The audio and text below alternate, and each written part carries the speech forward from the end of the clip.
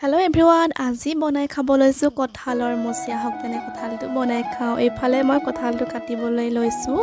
কঁঠালটো কাটোতে হাঁহিয়ে উঠিছে, বিৰাট টাইট আৰু কঁঠালটো গুচাওঁতে বহুত কষ্ট হয়। আঠা কিন্তু বহুত আছে। যি কি নহওক, এইফালে হেল্প কৰিবলৈ মোৰ দুজনী ভণ্টিও আছে, সিহঁতে মোক হেল্প কৰি দিছে বাৰু। এয়া ফাইনেলি মই কঁঠালখিনি এনেদৰে কাটি ভালদৰে ধুই লৈছোঁ। তাৰপাছত এইখিনি মই বইল কৰিম, তাৰপাছতহে ভাজিম। এয়া মোৰ বইল হৈ গৈছে।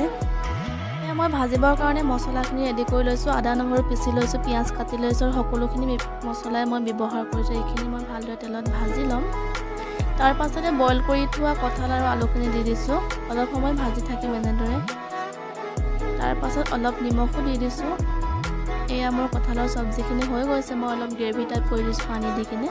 তাৰপাছতে ধনিয়া পাত দি দিলোঁ এনেদৰে। যিসকলে এতিয়াও খোৱা নাই কঁঠালৰ মুচি, তেনেহ'লে বনাই খাব। সঁচাকৈ বিৰাট ভাল লাগে খাই। বতৰৰ পাচলি বতৰতে খাব লাগে, নহয় জানো?